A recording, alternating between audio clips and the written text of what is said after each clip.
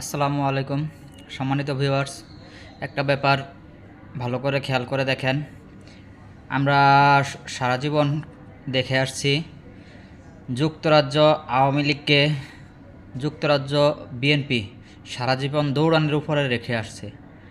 সেই যুক্তরাজ্যে আমাদের বর্তমান রাষ্ট্রপ্রধান প্রফেসর ডক্টর ইউনূসকে অপমানজনক, লজ্জাজনক বক্তৃতা মিছিল দিয়ে অপমান করেছে যুক্তরাজ্য আওয়ামী লীগ। এই যে যুক্তরাজ্য আওয়ামী লীগ এই অপরাধমূলক কর্মকাণ্ডগুলো পরিচালনা করেছে, এর দায়ভার কার? এর দায়ভার হলো পিনাকির।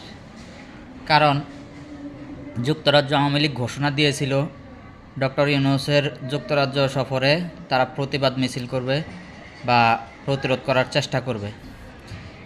এই ঘোষণার পরে আমাদের উস্কানি ভট্টাচার্য জনাব 3 ইঞ্চি তিনি যুক্তরাজ্যের প্রবাসীদেরকে আওয়ামী লীগকে প্রতিরোধ করার জন্য একটি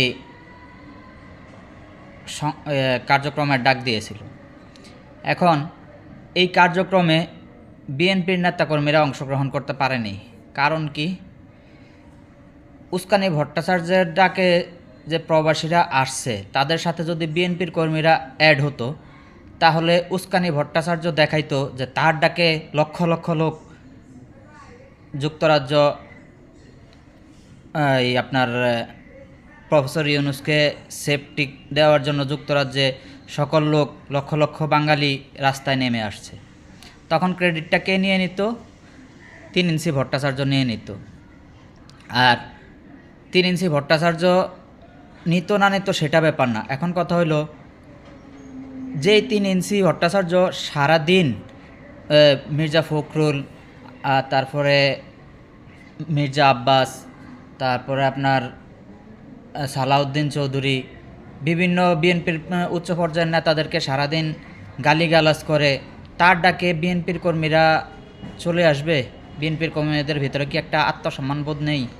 বিএনপির কর্মীরা কি বুঝে নাই? বিএনপির কর্মীদের কি বিবেক আসে নাই? বিএনপির কর্মীরা কি এক শিক্ষা পায়নি? এই যে ছাত্রদের ডাকে বিএনপির হাজার হাজার কর্মী আহত হয়েছে, শত শত কর্মী নিহত হয়েছে, কিন্তু ক্রেডিটটা নিয়ে গেছে কে? একা ছাত্ররা নিয়ে নিছে। এখন এমন একটা পরিস্থিতি দাঁড় করিয়েছে, মনে হয় যেন বিএনপি এই জুলাই অভ্যুত্থানের আন্দোলনে কোনো পার্টিসিপেশনই করেনি।